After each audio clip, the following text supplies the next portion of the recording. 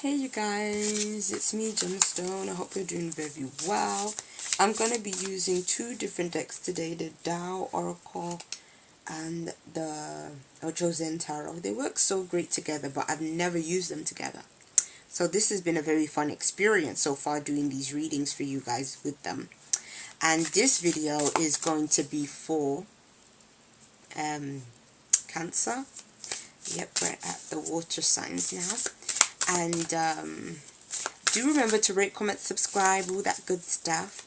So let's see what is showing up for you, Cancer. And I'm just going to pick a card from the Tao Oracle first, and then we'll see what the message is. Then I'm going to pick some tarot cards. And throughout the reading, I'm going to be referring back to this card anyways. This is just like our start imprint card to refer to. So this is completion you have. With the words at the bottom: final attainment, victory, a crescendo, a job well done, perfection, peak performance, prudence.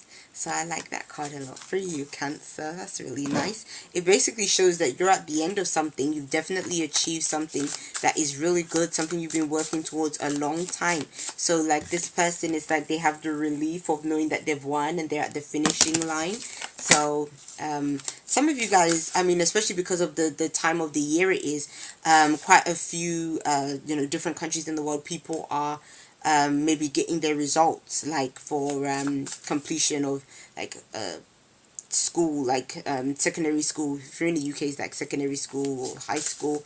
Like maybe some of you guys are getting your results back for your studies and stuff, and finding out that you've done well and you finished. You don't have to resit anything, redo anything. So some of you guys might be getting something like that.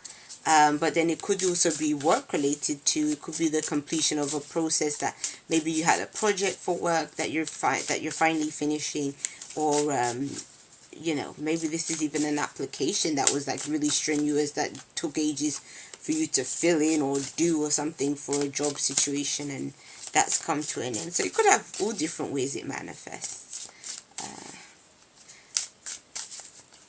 So let's see for Cancer. Or even this card could even be in a very literal way as well. It could literally be somebody doing like a marathon or something and being very happy that they've able to finish. So you have clinging to the past as your first tarot card, with fighting, with thunderbolt. Oh, it's an interesting one. So fascinating, because it's like your Ocho Zen card was like super positive, and then your tarot cards is like more challenging. Interesting. So the first card, clinging to the past, is what I see is some of you guys have had past experiences that have been difficult for you to deal with. I think for a lot of you guys this could be to do with your childhood. It could go as far back as that, or for some of you guys, you're still arguing with someone or having issues with a person that's in your life due to something they've done to you in the past. So it could be a case of maybe how it connects to this card is that it could be that somebody has caused you problems, and maybe they thought that they were going to stop you from achieving what you wanted, or maybe even though they didn't believe in you, you were still able to achieve what you wanted at the end of the day. Maybe this person may or may not be happy for you as a result, but either way it doesn't matter, because it's like you achieved what you needed for yourself anyways, which is the most important thing. So it could be that. But what I would say is, when it comes to this clinging on to the past, you have to be able to let this stuff go. You have to work through a lot of this stuff. I know it's not easy, because we naturally tend to associate our past experiences with the way we perceive ourselves. And in all honesty, none of what we've experienced in the past is really anything to do with us and who we are. It doesn't, because at our essence, we're more than just our experiences, you know. And so therefore, nothing that happens in our life should really define us. We should be, you know, above defining ourselves through, oh well, you know, I came from a family where you know, I was raised by a single parent mother. That has to mean that because of that, I have to be a certain way, because people always seem to have this sort of negative connotation when it comes to single parent mothers and their children having issues as a result of not being raised with a father, all of those kind of things. It's like sometimes people make predictions in terms of, you know, who they think you are because of your background and where you're from. And that's not fair, because at the end of the day, it's not just our experiences, just one experience that is going to make you who, you know, whoever you turn out being. And so I just feel like some of you guys may have had very difficult past experiences. Like maybe you had to fight all your life. Maybe you were bullied as a kid and you had to deal with the bullying, and that was a tough experience. Maybe you did have parents that were either, you know, that either abandoned you or didn't treat you as they should have and all that kind of stuff. And maybe you had to fight through those kind of situations. So I kind of feel like some of you guys are dealing with childhood issues that are showing up for you.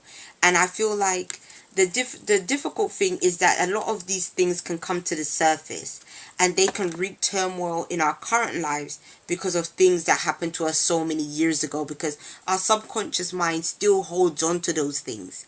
And so it's almost like they can show up randomly in our new relationships. Like you get into a relationship, you know, you're with your boyfriend or you're with your girlfriend, and then you start to have an argument, and then it reminds you of, you know, when your parents used to argue years ago.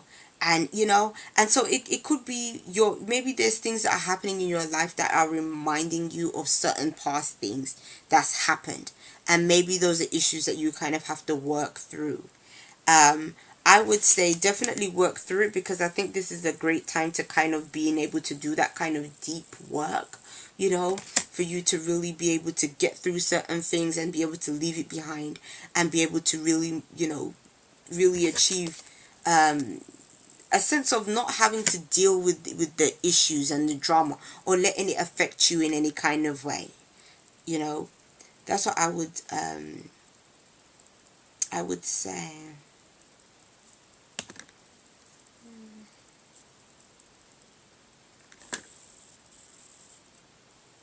Yeah,